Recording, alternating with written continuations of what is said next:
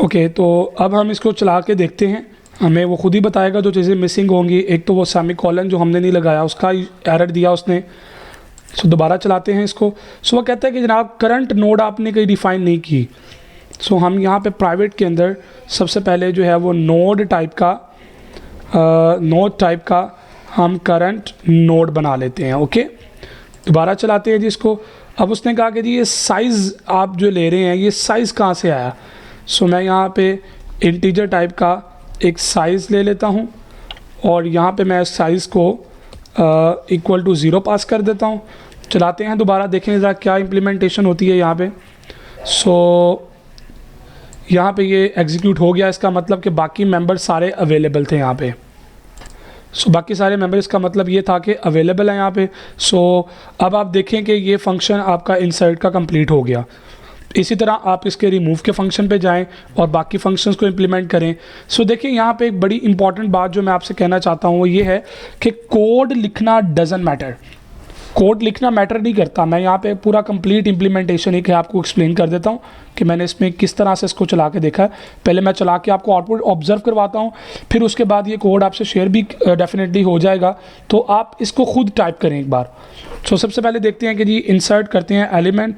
सो मैंने एक element add किया, एक और एलिमेंट ऐड किया। सो मैं यहाँ पे कुछ एलिमेंट जो है वो ऐड करता रहता हूँ। सो एक और एलिमेंट ऐड किया। ओके, अब मैं ज़रा डिस्प्ले करवा के देखता हूँ। सो ये 3 एलिमेंट जो मैंने ऐड किए थे वो इंसर्ट हो गए। सो मैंने लास्ट सेशन में आपको एक टास्क दिया था कि आपने वो 0 रिमूव करना है। देखिए मैंने यहाँ पे रिमूव कर दी है, आपने भी करना है, आपने भी इसको देखना है। सो मैं यहाँ से रिमूव करता हूँ, 2 के लिए रिमूव है एलिमेंट। सो नोड डिलीट हो गई, डिस्प्ले करवाया, देखें तो एक लास्ट नोड जो है वो आपकी डिलीट हो चुकी है। इसी तरह एक और नोड डिलीट करता हूँ तो वो नोड भी डिलीट हो गई, नेक्स्ट वन वाली भी, देखें एक नोड रह गई। फिर दोबारा डिलीट करता हूँ तो दूसरी नोड भी डिलीट हो गई। फाइनली यहाँ पे कोई नोड अवेलेबल नहीं है। ठीक है, अब मैं इसको दोबारा नोड डिलीट करने की कॉल करवाता हूँ। वो कहता है list is empty, nothing to delete, कुछ भी डिलीट करने के लिए नहीं है, तो आप क्या डिलीट कर रहे हैं। ठीक है, सो अब आप इसकी इम्प्लीमेंटेशन को एक बार ज़रा ऑब्जर्व कर लेते हैं। सो सबसे पहले हमने नोड क्लास के प्राइवेट पोर्शन में 3 एलिमेंट लिए और ये नोड क्लास क्या है मैं सारी आपके सामने प्रॉपरली एक्सप्लेन कर चुका हूँ। सो लिस्ट के अंदर जाके मैंने हेड नोड डिफाइन की, हेड करंट नोड लिया और एक लास्ट करंट नोड। ये वही फीचर हैं जो ऑलरेडी आपने लिंक लिस्ट में भी देखे हैं। काउंट का वेरिएबल मैंने यहाँ पे नया एक ऐड किया है। यहाँ पे क्यों ऐड किया अभी इसकी रीज़न आपको बताऊँगा। सो कंस्ट्रक्टर के अंदर हेड नोड को न्यू नोड पास कर दी, हेड नोड के नेक्स्ट में नल रखा, करंट नोड को नल किया, लास्ट करंट नोड को नल किया, साइज 0 है और काउंट मेरा 0 है। ये मेरा कंस्ट्रक्टर है क्लास का। ओके, अब मैंने गेट लिस्ट साइज़ के लिए रिटर्न साइज़ किया तो वो मुझे साइज़ रिटर्न करेगा, जो कि मैंने इस कोड को मॉडिफाई किया है जो कि सिंगल लिंक लिस्ट के लिए हमने लिखा था एज इट इज़, उसी को मैंने यहाँ पे जो है वो अपडेट किया है। इसी तरह ऐड एलिमेंट के लिए जो मैंने सारा भी फंक्शन कॉल करवाया ये एज इट इज़, ये एल्स का फंक्शन उसका आ गया कि अगर वो नोड करंट नोड नल नहीं होता, करंट नोड अगर नल नहीं है तो क्या करो, न्यू नोड के नेक्स्ट में करंट नोड का जो नेक्स्ट है वो लेके आओ। सो न्यू नोड के प्रीवियस में करंट नोड रखो, करंट नोड के नेक्स्ट में न्यू नोड पास करो, करंट नोड के नेक्स्ट में उसके प्रीवियस में जाके न्यू नोड रखो, लास्ट करंट नोड में करंट नोड पास कर दो और करंट नोड को न्यू नोड पास करो।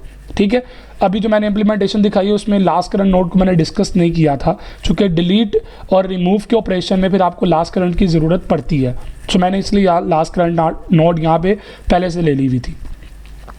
सो अगर ये करंट नोड आपकी नल नहीं होती तो उस सूरत में फिर न्यू नोड के नेक्स्ट में नल रखो और न्यू नोड के प्रीवियस नोड में हेड नोड रखो, हेड नोड के नेक्स्ट में न्यू नोड पास करो, लास्ट करंट नोड में हेड नोड रखो और न्यू नोड करंट नोड को न्यू नोड पास कर दो। फाइनली क्या करो, इन दोनों सिचुएशंस के बाद साइज इंक्रीमेंट होगा और काउंट काउंटर करेगा। ठीक है, काउंट मैंने क्यों लगाया, जो मुझे ये बताएगा कि काउंट कितने हो गए हैं, कितने एलिमेंट मेरी जो है वो लिस्ट के अंदर अवेलेबल हैं, 4 हैं, 5 है, 6 हैं। तो आपके जहन में क्वेश्चन आएगा भाई साइज़ भी तो यही काम कर रहा है तो फिर काउंट क्यों लिया आपने। That is a question for you. ये पूरा कोड आपके साथ शेयर हो जाएगा क्लासरूम के अंदर। आप ऑब्जर्व करें कि ये मैंने काउंट का फंक्शन यहाँ पे क्यों ऐड किया। ठीक है, देखिए प्रोग्रामिंग स्किल्स है, आप कुछ भी कर सकते हैं जो दिल करे। द थिंग इसकी एफिशिएंसी किस चीज़ में है, क्या आप इसके बगैर भी काम कर सकते हैं, डेफिनेटली इसके बगैर भी हो सकता था। सो करंट नोड को गेट करने का फंक्शन वही है जो पहले था, कोई चेंज इसके अंदर नहीं किया। सो बूल नेक्स्ट के अंदर भी कोई काम नहीं किया। डिस्प्ले के अंदर थोड़ा सा चेंज आया, वो मैंने आई को काउंट के साथ लिया। मैं साइज़ भी ले सकता था यहाँ पे, ठीक है, मैं ले सकता हूँ, डजेंट मैटर, यहाँ पे गो टू स्टेटमेंट यूज़ किया एग्जिट के लिए। सो एग्जिट को करंट नोड को डेमो पास की है, ठीक है। सो ये एक स्टेटमेंट मैंने एक्स्ट्रा यहाँ पे लिखी है, आप चाहें तो इसको अपने मुताबिक एडजस्ट कर सकते हैं। सो रिमूव के एलिमेंट के फंक्शन में काउंट को चेक किया, 0 तो नहीं है, साइज 0 तो नहीं है, तो करंट नोड नल नहीं है, हेड नोड भी नल नहीं है। तो क्या करो, लास्ट करंट नोड में करंट नोड का प्रीवियस पास करो, ठीक है। करंट नोड में आप करंट नोड का प्रीवियस लेके आओ, ठीक है, और काउंट माइनस करो, साइज माइनस करो, फाइनली ये नोड डिलीट हो गई, ठीक है। ये एल्स का फंक्शन आ गया, फाइनली ये उसके एल्स का फंक्शन आया, मेन्यू है और ये सारा उसके अंदर मैंने इम्प्लीमेंट किया। सो यहाँ पे सारा कोड आपके सामने लिखने का मकसद ये भी था कि आप अपनी प्रैक्टिस करें, आप चीज़ों को ऑब्ज़र्व करें। देखिए मैंने किया है, डजेंट मैटर मैंने कोड किस तरह से किया है, आप सिर्फ लॉजिक को अंडरस्टैंड करें। अगर आप लॉजिक को सक्सेसफुली अंडरस्टैंड कर लेते हैं तो इट्स मीन दैट कि आप कोड को अपने वर्ड्स में एक्सप्लेन कर सकते हैं। देखिए कोड को एक्सप्लेन करना मैटर नहीं करता, कोड टाइप करना इंपॉर्टेंट चीज़ है। आप अपने कॉन्सेप्ट को कोड के अंदर किस तरह लेके आते हैं, that is an important thing. ये एक असल इंपॉर्टेंट चीज़ है कि आप इसको किस तरह से इम्प्लीमेंट करते हैं। इसी तरह आप सर्कुलर इंग्लिश पे आ जाएं, फिर आपकी जॉज़र प्रॉब्लम के सोल्यूशन है। सो आपके लिए बहुत सारा काम है जो छोड़ा है मैंने कि आप ट्राई करें, हर चीज़ आपको रेडीमेड मिल जाएगी। आप गूगल पे सर्च करें, आपको 3600 किस्म के प्रोग्राम मिल जाएंगे। इम्पॉर्टेंट ये नहीं है कि कोड मिल रहा है, इम्पॉर्टेंट ये है कि लर्निंग आपकी क्या है, आपने क्या सीखा है और आपके पास सीखने के लिए क्या कुछ था, आपने किस तरह चीज़ों को अंडरस्टैंड किया और कौन कौन से कॉन्सेप्ट हैं जो आपने खुद इम्प्लीमेंट किए। याद रखिएगा, जब तक आप खुद ट्राई नहीं करेंगे, खुद इम्प्लीमेंट नहीं करेंगे, आप कभी भी चीज़ों को जो है वो अंडरस्टैंड नहीं कर पाएंगे। अपना ख्याल रखिएगा। उम्मीद करता हूँ आज का लेक्चर आपने समझा होगा, अच्छे तरीके से अंडरस्टैंड किया होगा। अपना ख्याल रखिएगा।